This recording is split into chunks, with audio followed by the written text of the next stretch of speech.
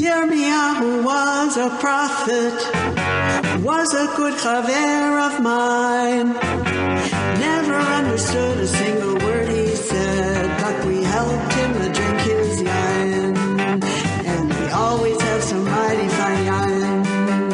Singing Simchat Le'olam, Kol HaYiladim now. Simchat to the dogim in the deep blue sea. Simchat to you and me. Yeah. Welcome to the Haftarah Plethora video podcast, where we might not bring joy to the world, but we do talk about prophets like Jeremiah, Isaiah, and Ezekiel. And sometimes we just like a good story. And if we got a good one today, it's the second chapter of the book of Joshua, the first book of the Nevi'im section of the Tanakh. And if you like your trope fireworks, if you go for emotional, excited, expressive, fancy, powerful, thrilling, poignant. Hold on there, Roger. I think you got a bad case of thesaurus filio there. You're getting carried away. All right. But let's just say that this week, you get to show off your mastery because the trope are jiving in this Haftarah. And speaking of braggadocio, I'm Larry Herman, sipping some very fine wine and speaking Haftarah to my good chaver, Rick Muller, a.k.a. the King of Cannellation. And speaking of jiving, here are this week's pics of my granddaughter, Millie Rose, a.k.a. Amalia Vered, who had a great Memorial Day picnic with her family, including her Zadie and her Uncle Reuven. Looks like you guys had a good time and some good eats. And hey, it also looks like Millie's got some cool shades there. Indeed she does, although I don't think that she's into disguising herself into sunglasses yet. But I wonder if the heroes of our Haftarah this week didn't try to use disguises of their own in the background to this week's story. You mean the spies? Not too hard to figure out the connection between this week's Parsha and the Haftarah. They're both biblical spy thrillers. Funny you should say that, Rick, because that's exactly one of my thoughts and questions about the Haftarah. It seems to me that what could have been a real page-turner of a story was told in a rather peculiar manner, with an unexpected featured hero. I think you're talking about our heroine, Rachav. Exactly. Let's briefly review the plot as told in the 24 verses of our Haftarah. The chapter starts with Joshua sending out two unnamed spies to reconnoiter the land, Haaretz and Jericho. And already in the second half of the verse, they come to Rachav's brothel and they lodge there. Well, I guess if you want the lay of the land, that's the place to go. Oh my, Rick, that's more my style of joke than yours. But it doesn't sound like they've done any reconnoitering, at least not in this telling. Already in the second verse, the king of Jericho finds out about the spies, and by the third line, he sent his messengers to tell Rachav to turn them over. Word ricochets fast in a walled city. Indeed. But it's remarkable that by verse 4, we learn that Rachav has hidden the spies and she's about to lie to the king's men about them. We have no idea what would motivate her to betray her king and her own people and side with the Israelites. Maybe it was their powers of persuasion. Whatever it was, she convinces the Jericho men that the spies have already snuck out of the gates and they pursue them. Like I said, powers of persuasion. Both Rachav and the spies? Interesting idea. But somehow, I'm thinking her clientele has told some late night stories over cigars and cognac at Rachav's bordello, which has persuaded her to throw in with the invaders. Well, you love to embellish an already good story. All in the spirit of Midrash, my friend. Now comes the main part of the Haftarah. 13 verses, more than half of the entire Haftarah, consisting of a conversation between Rachav and the spies. She reveals to them that the people of Jericho, and presumably the rest of the land, have already heard of the great exploits and power of the Israelites over their enemies. She even borrows a line directly from the Shirat Hayam, the Song of the Sea. In verse 9 of the Haftarah, Rachav says, V'chi nafla ematchem aleinu, v'chi namogu kol yoshvei haaretz mipnechem, because dread of you has fallen upon us, and all the inhabitants of the land are quaking before you, which is actually an inversion from the Song of the Sea at the end of verse 15 and beginning of verse 16, which we actually recite every single day. Now, mogu kol yoshvei Canaan, tipol alehem amata v'fachad. I guess Rachav knew her Hebrew Bible. Well, or who knows? Perhaps she was the composer of the song. Regardless, she negotiates for the safety of her family. The spies follow her instructions to the letter and return to Joshua. And in the final verse of the Haftarah, verse 24, the two spies sent by Joshua invert the message of the spies in our Parsha. Instead of telling Joshua that the inhabitants are too strong for them to conquer, as the 10 of the spies told Moshe, they say, Ki natan Adonai b'yadenu et kol haaretz, that Adonai has given the entire land into our power. And finally, quoting Rachav and quoting the Song of the Sea, they conclude, V'gam namogu kol yoshvei haaretz mipanenu, and also all the inhabitants of the land are quaking before you. And I'm quaking at the liberties that you're taking with our text. But you're absolutely correct about the dramatic effects of the trope. There is a bunch of great trope and lots of great combinations. Rick, I'm in heaven with 8 Kadmava Azla combos, and Azla Gerish, and 2 Gershaims. Who could ask for anything more? Well, I could. And there are more. There's 3 Pazers, 2 of them in combo with the Tili Shakatana, plus a Kadmavia Azla. Those are the best combos around for my money. Kind of like watching ice skaters doing a triple toe loop into a salchow and finishing with a Lutz. How'd we get to figure skating? Never mind. I'll tell you more about the trope as we're reading. How do you want to break it up today?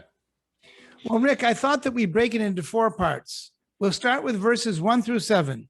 That's the background story. Joshua sends the spies. They meet Rachav. The king sends his men. Rachav lies to them, and the king's men pursue the spies outside the gates.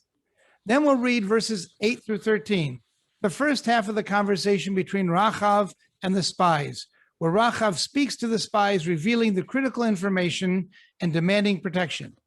And then in verses 14 through 21, the spies pledge protection, but with conditions, and Rachav agrees. And we conclude with verses 22 through 24, the last 3 verses. The spies make their escape and make their report to Joshua. Perfect. Let's start with the first verse, which begins explosively.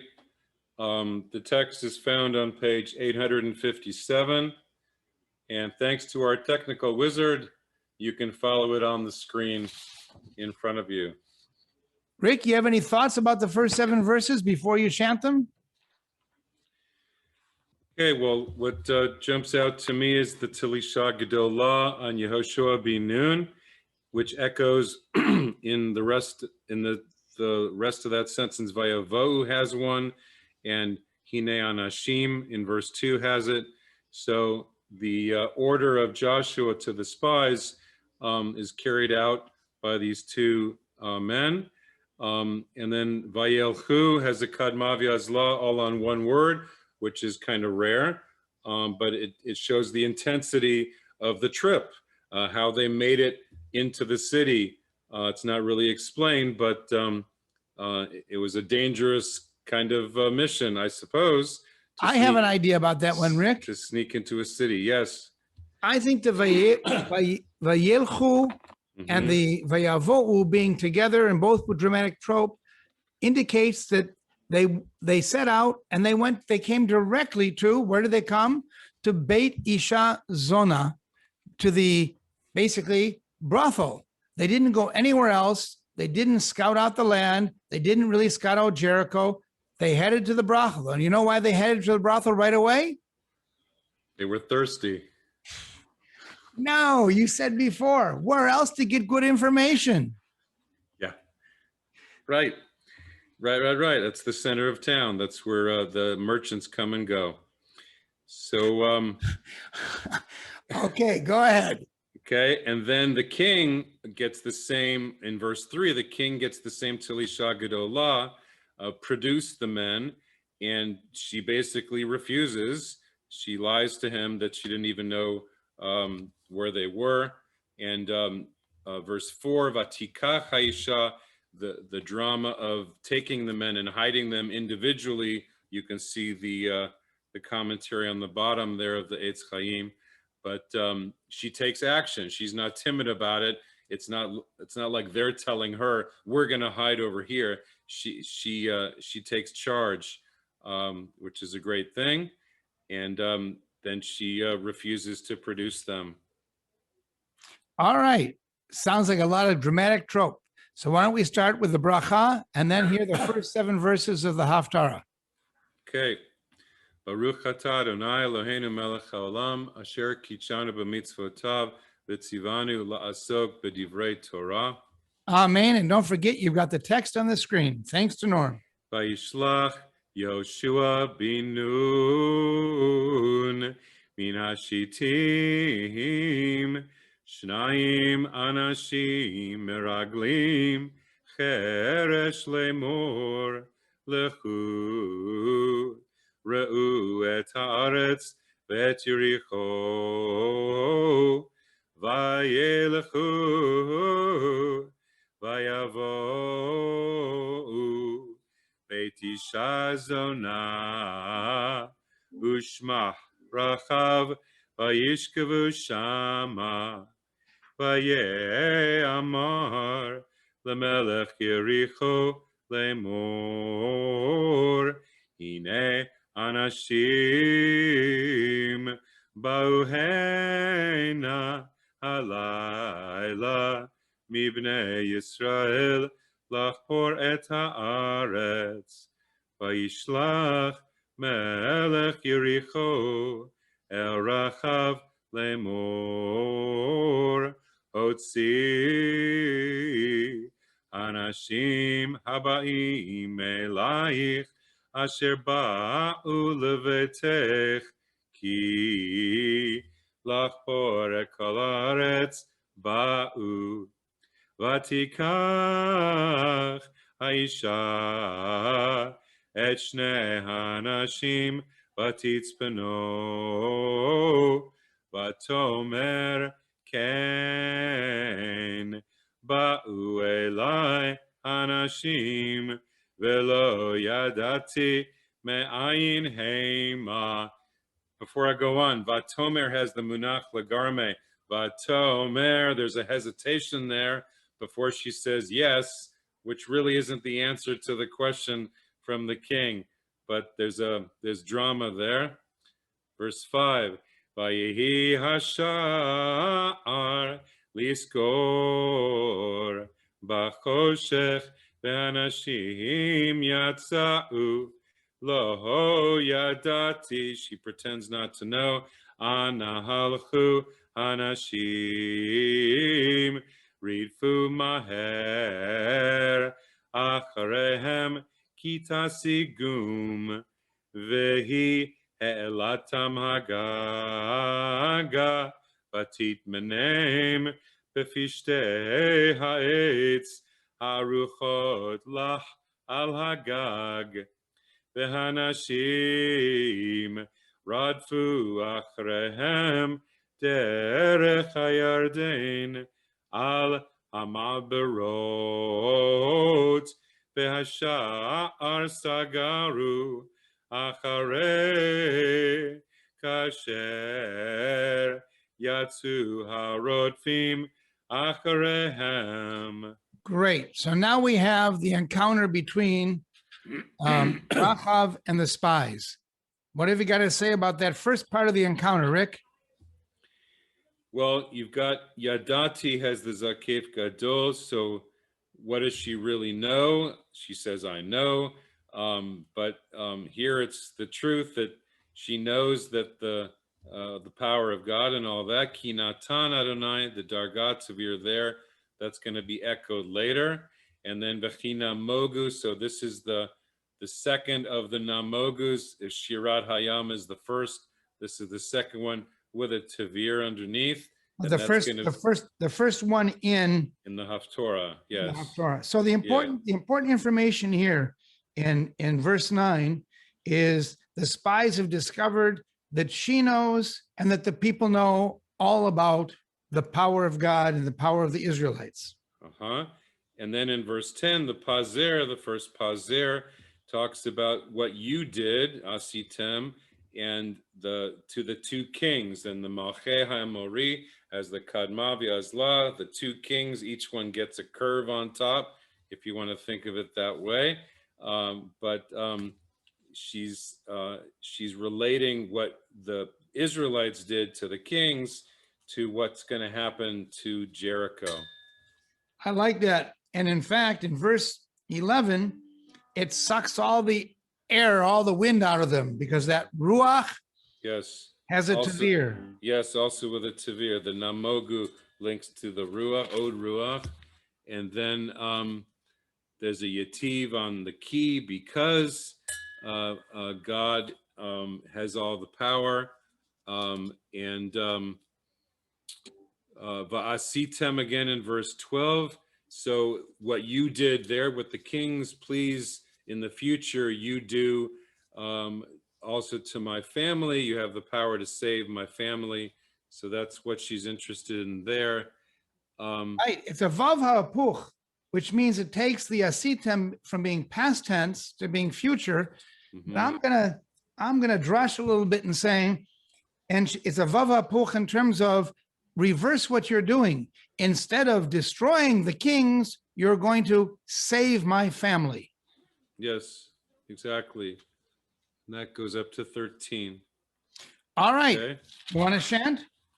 Yes, so 8 to 13. Vehema teram yishkavun vehi alta alehem al hagag vatomer el ha'anashim yadati kinatan Adonai lachem et haaretz V'chi nafla emachem aleinu, v'chi namogu kol yoshvei haaretz mipnechem, ki shamanu et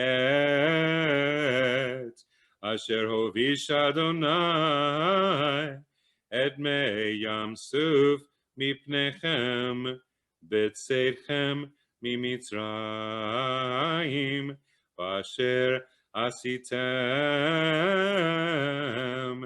lishnei malchei ha'amori asher be'ever hayarden l'sichon ul'og asher hecheramtem otam v'nishma v'imas levavenu v'lo kama od ruach Beish mipnechem ki Adonai Elohechem hu Elohim b'shamayim mima'al ve'al haaretz mitachat ve'ata ishavuna li b'Adonai ki asiti machem chased Vasitem gamatem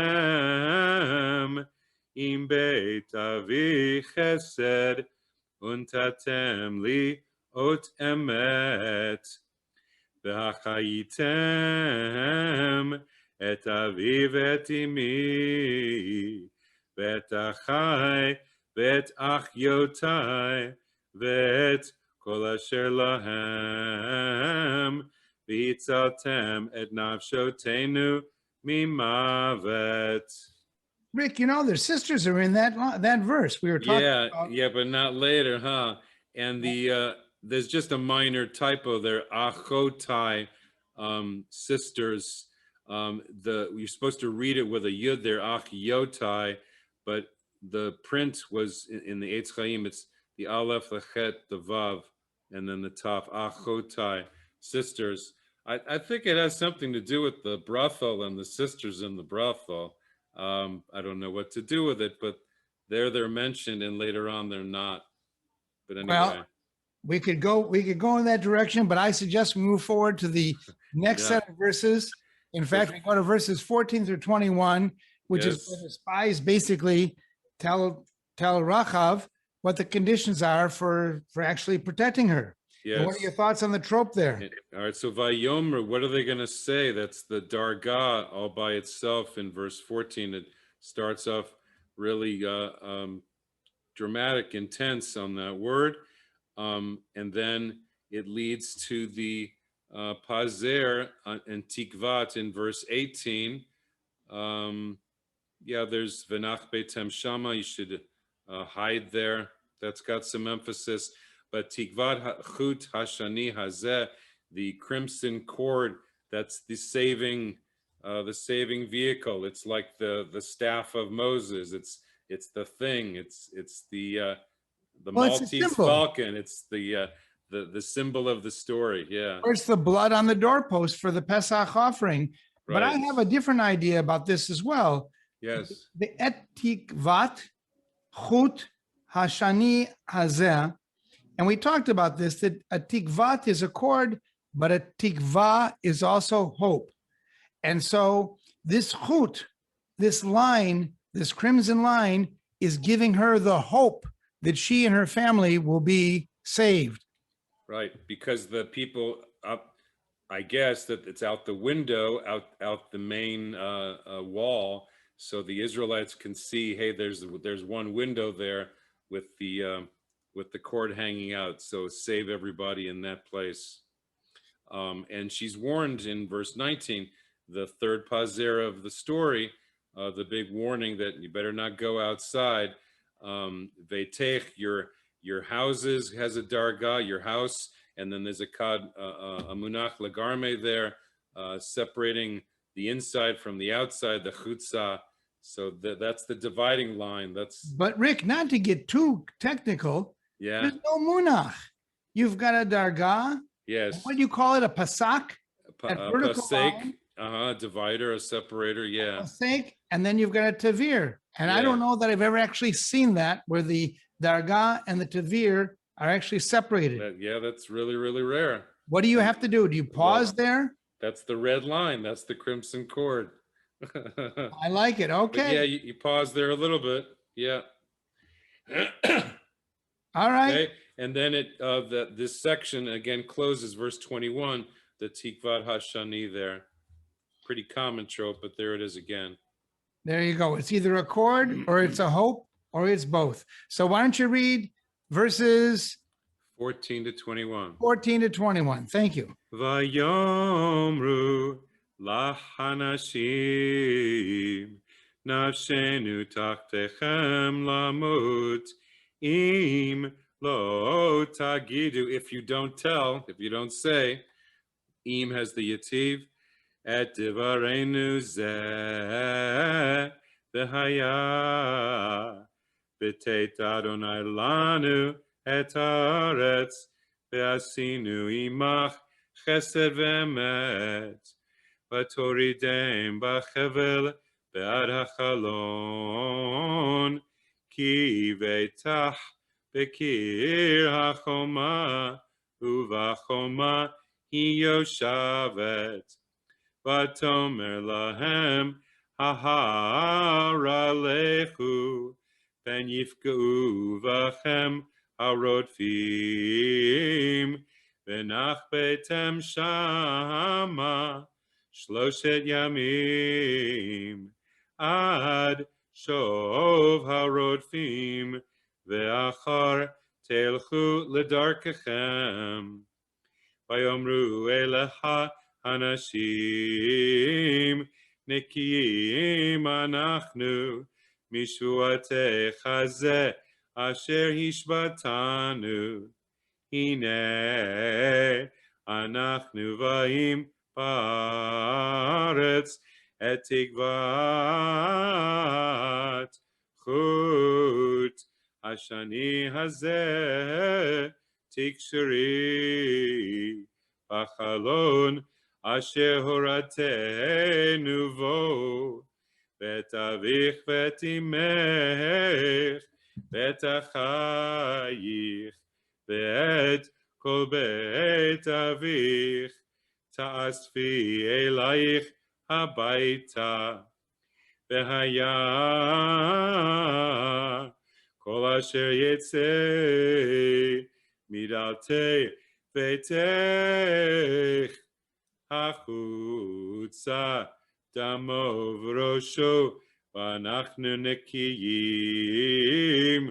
וכל אשר יהיה איתך בבית דמו וראשנו, אם יד תהיה בו, ואם תגידי את דברנו זה, והיינו נקיים משבועתך אשר השבעתנו, ותאמר כדבריכם כן הוא, ותשלחם וילכו, ותקשור את תקוות השני בחלון. Rick, I have just two comments. Yes. One is I just really love that pazer with the Tilisha Katana and then the Karma Vazla, and it really does sound like a figure skating combination to me. Yes. And the second one is the Chesed Ve'emet, which concludes verse 14. And you know, Chesed Ve'emet appears 16 times in the Tanakh. I just looked it up. Yeah. And the first time it appears, Joseph is speaking to, Jacob is about to die. And he's speaking to his son Joseph. And then the second time, if I'm not mistaken, is in Shemot, in Exodus, where we have the 13 attributes of God.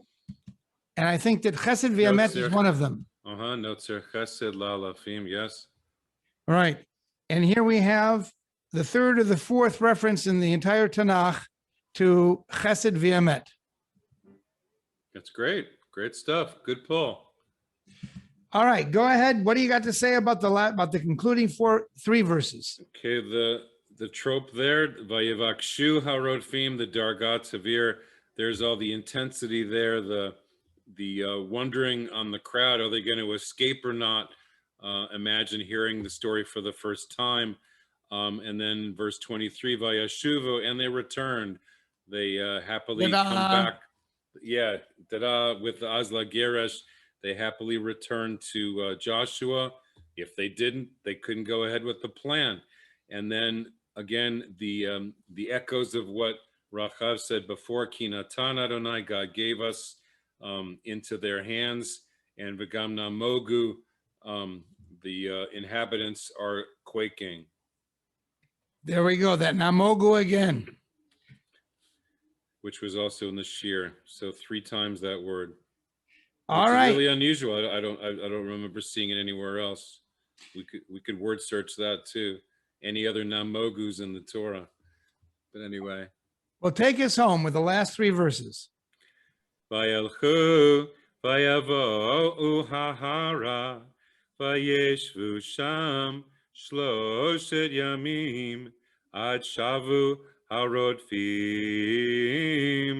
vayevakshu harodfim, bechol haderech velo matza'u, vayashuvu shnei hanashim, Vayirdu mehahar, vayavru, vayavo'u. El Yehosh, this vayavo'u, that echoes again how the spies came straight to Rachav. Here they coming straight. They pass through the camp. They come straight to Joshua. Vayavo'u el Yehoshua binun, vayisapru lo ekol hamotz otam. Vayomru el Yehoshua, ki natan Adonai beyadenu et kol haaretz v'gam namogu kol yoshvei haaretz mipaneinu. So, Rick, we have a completely different report of the spies here than we had in our parsha. All positive. All positive, all convinced. Nice story. And there's a woman as a hero. And the woman is a hero. And by the way, according to some traditions, she actually has a role to play later on. I have read that according to some traditions, though not necessarily ours, she is the grandmother or great grandmother of Boaz, who marries Ruth, who becomes a progenitor of the Davidic line, though I don't think that is the common view in our tradition. In any case, as always, thanks to our technical advisor, our transliteration tyrant, and our top toad, Norm Gar, for all that he does. Don't forget to write to us with your thoughts and comments. Our emails are below, and we wish you all a Shabbat Shalom and a happy June. Bye-bye. Bye.